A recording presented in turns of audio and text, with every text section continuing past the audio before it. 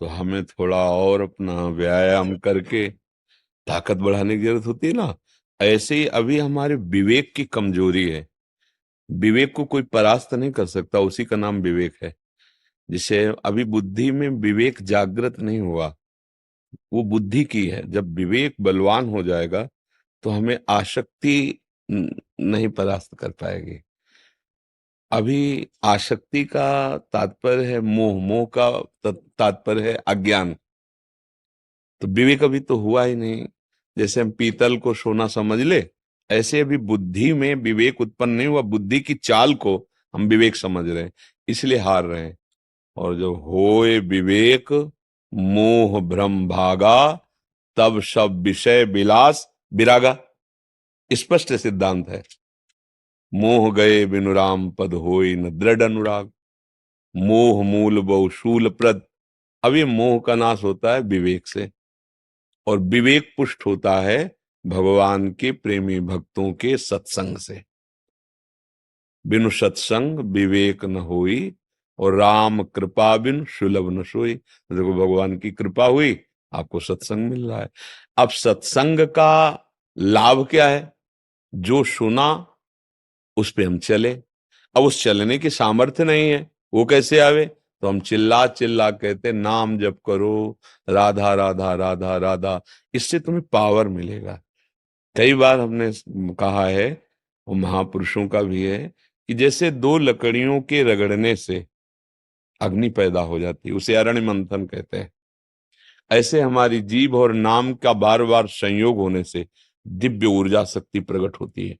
और उसी ऊर्जा शक्ति के प्रकाश में जो हमें ज्ञान होता है, तब भोगों का त्याग होता है, और उसी प्रकाश में अपने स्वरूप का साक्षात्कार होता है, भगवान का दर्शन होता है, सब सद्गुण आ जाते हैं। नाम से सब कुछ। नाम जपत मंगल दिशि दशहु। दसों दिशाओं में उसका मंगल हो जाता है। नाम जप, नाम जप बढ़ाओ। भोजन ठीक रखो, सात्विक भोजन करो। गंदी बातें जिन साथियों से बढ़ती हो, सुनने को मिलती हो, देखने को मिलती हो, करने की प्रेरणा होती हो, ऐसे साथियों से दूरी बनाओ। किसी एक ग्रंथ का नियम पूर्वक स्वाध्याय करो। जैसे श्रीमद् भगवत गीता जी है, श्रीमद् भागवत है, रामचरितमानस है, या जो ग्रंथ आपको, बहुत सी गीता पृष्ठ से छोटी छोटी पुस्तिकाएं। स्वाध्याय, सुमिरन, सेवा, सत्संग, समाधि। जैसे किसी का पेट खराब हो तो पंच सकारण चूर्ण एक आता है आयुर्वेद में, कई चूर आते हैं। तो ये पंच सकार है। सा सा सा सा, सेवा, सुमिरन, स्वाध्याय, सत्संग, समाधि। ये पांचों जीवन में उतार लो, आप अध्यात्म की ऊंचाई पर पहुंच जाओगे।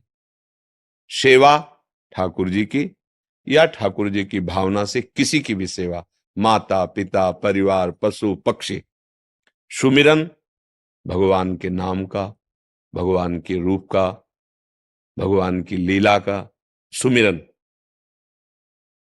जो भगवान का नाम प्रिय हो, जो रूप प्रिय हो, हमारे ही भगवान है, बहुत रूपों में है, आप उन्हें प्यार से भजो उनको।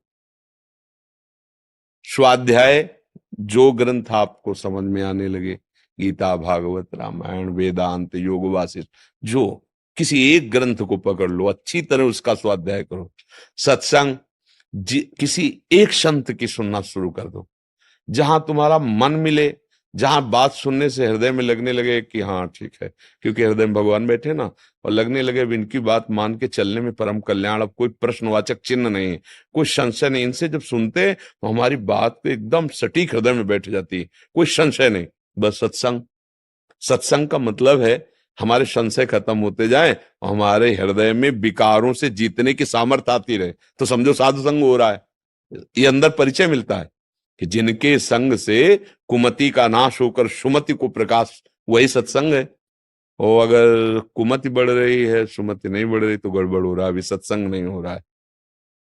और समाधि कहते हैं वृत्तियों का शांत हो जाना, मन का संकल्प रहित हो जाना, बुद्धि का परमात्मा में अचल स्थित हो जाना। अब उसका अभ्यास भी किया जाता है थोड़ा थोड़ा। मान लो 24 घंटे में कुछ मिनट ऐसे निकालो जिसमें कोई चेष्टा नहीं, शांत बैठे, क्या आ रहा है अंदर, क्या चल रहा है, जांच करो।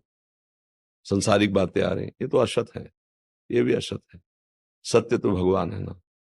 इन भोगों को तो बहुत बार भोगा है, बहुत जन्मों में भोगा है। काट, धीरे धीरे वृत्तियां शांत होती जाए। कभी कभी अपने को जांच करना चाहिए ना।